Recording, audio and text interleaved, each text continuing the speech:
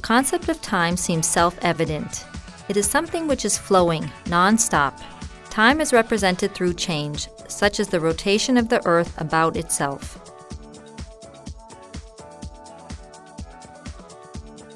Any phenomenon that repeats itself can be used as a measure of time. The repetitive occurrence of seasons, the to and fro motion of a pendulum, the pulse beat, the oscillations of a spring, the oscillations of a crystal, or, as we see here, the rising and setting of the sun. The sundial is a device that has been used in the past to measure time by the sun. The gnomon casts a shadow on the base, a flat surface with markings indicating each hour. The shadow of the sun moves equal distances each hour.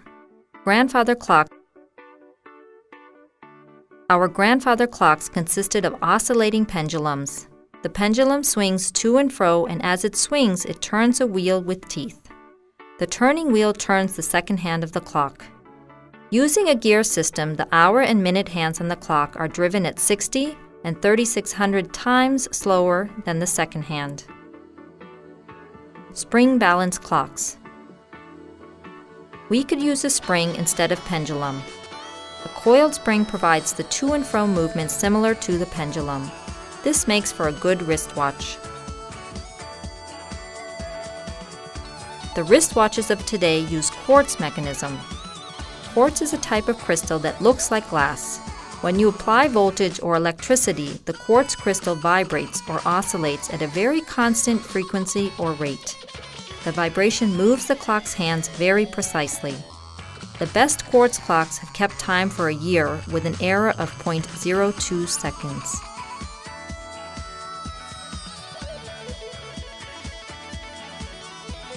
Light travels in straight lines. The formation of shadows is evidence of the rectilinear propagation of light.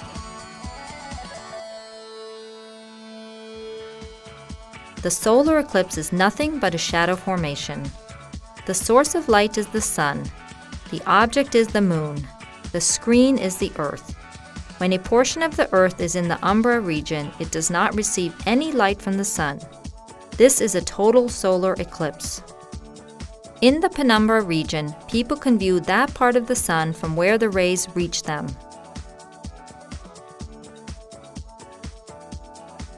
If the sun is the source and the Earth the object, there are regions of umbra and penumbra behind the Earth.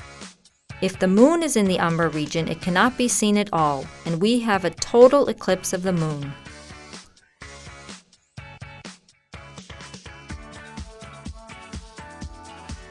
When a pointer moves over a scale, the apparent scale reading changes depending on the position of the eye. If the observed reading differs from the correct reading because of the position of the eye, it is called a parallax error. For a correct observation, the eye should be vertically above the pointer.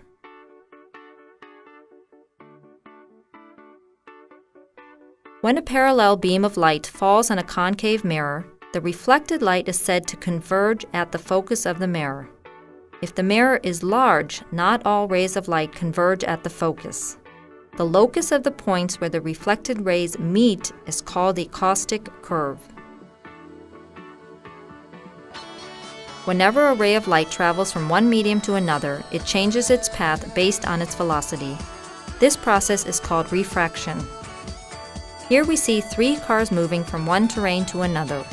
The first car entering the sand slows down, followed by the second and then the last.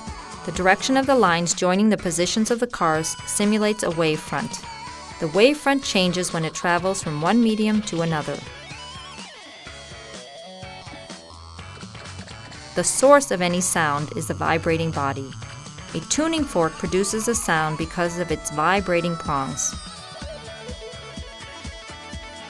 In a guitar, the vibration of strings with different tension and lengths produces different sounds. The buzz of a bee is due to its rapidly flapping wings. The wings vibrate close to 90 times a second. The visual shows its movement in slow motion. Sound from a vibrating body reaches our ear as a wave. What is a wave? Look at the successive groups of spectators in a stadium moving up and down. The movement of each group lags slightly behind the previous group. Group members stay in their respective positions, although the disturbance appears to be traveling along in space. This is an example of a wave.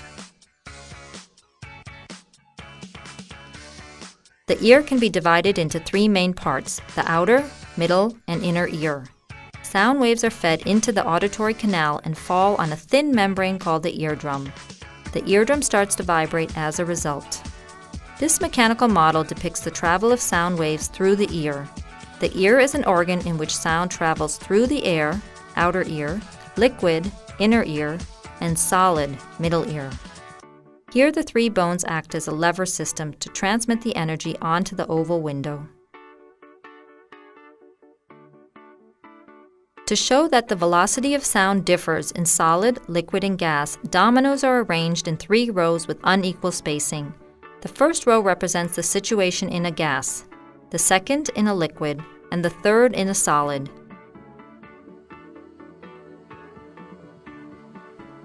A current-carrying coil behaves like a very short magnet. An elongated coil with closely wound turns behaves like a bar magnet and is called a solenoid, since every turn of the solenoid has magnetic lines of force around it. At every point, there is a resultant magnetic field as shown here. How can you make out which end of the magnet is north and which end south?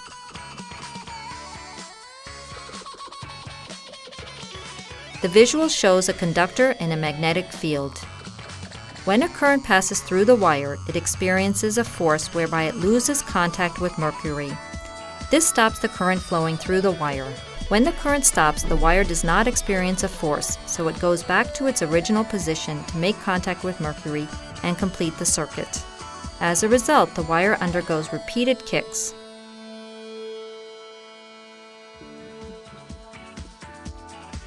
The galvanometer is a current-detecting instrument.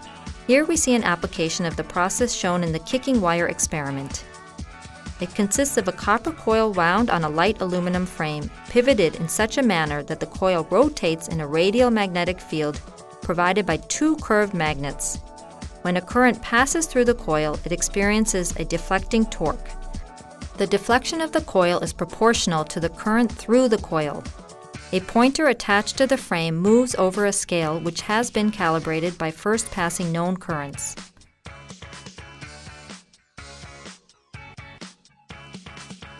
Whenever the magnetic flux linked with an electric circuit changes, an EMF, electromagnetic force, is induced. This is Faraday's first law of electromagnetic induction. The induced EMF produces a current if the circuit is complete.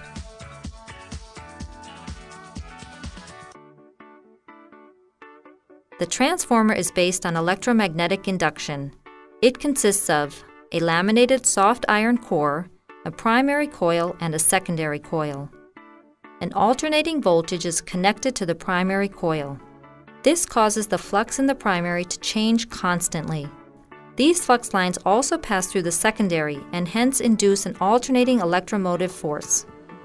Through a transformer, alternating voltages can be stepped up or down.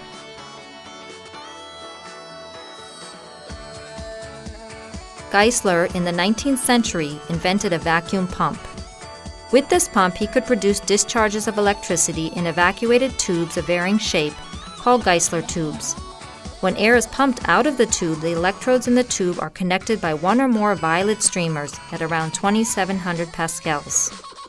Continued decrease in pressure to around 700 pascals causes the pink glow to concentrate around the anode and a blue glow to concentrate around the cathode. The space between the glows is dark and called Faraday's dark space. Further decrease in pressure, 10 pascals, results in the pink region to be split into striations. Finally, at around 1 to 2 pascals, the dark space expands until the entire tube is dark except for a faint green or violet glow around the anode. The sides of the tube fluoresce, usually green. The dark region is now called Crookes dark space. Cathode rays are the glow in the gas, and as J.J. Thomson concluded, quote, are nothing but streams of negatively charged particles, unquote.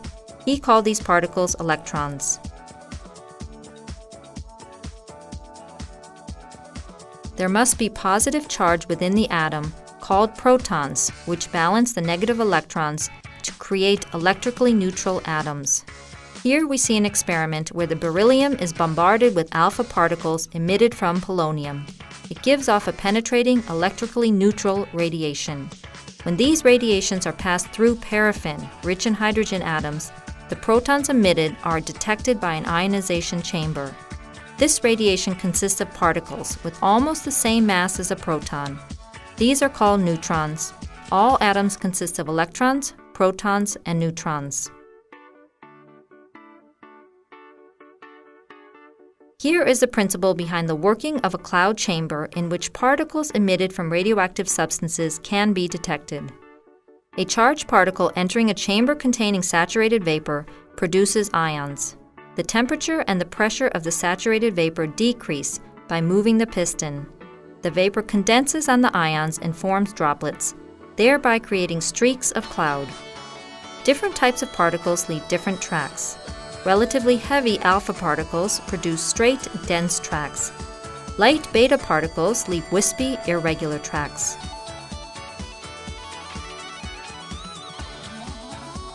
Nuclear fission is a process in which the nucleus of an atom splits into two or more smaller nuclei.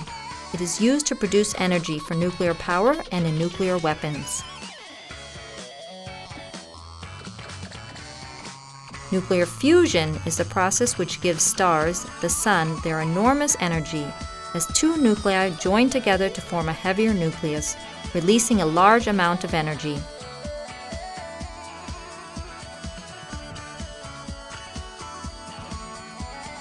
A nuclear reactor uses the fission of uranium in a chain reaction to generate a lot of heat. The generated heat is used to convert water to steam, which in turn runs the turbines of a generator to produce electricity.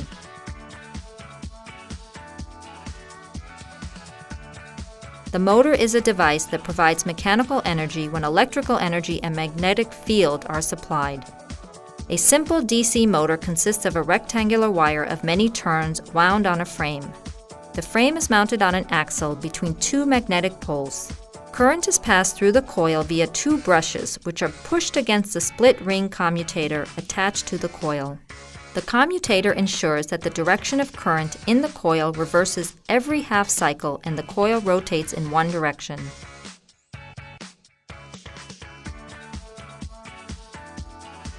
In a telephone handset, there is a microphone and a receiver.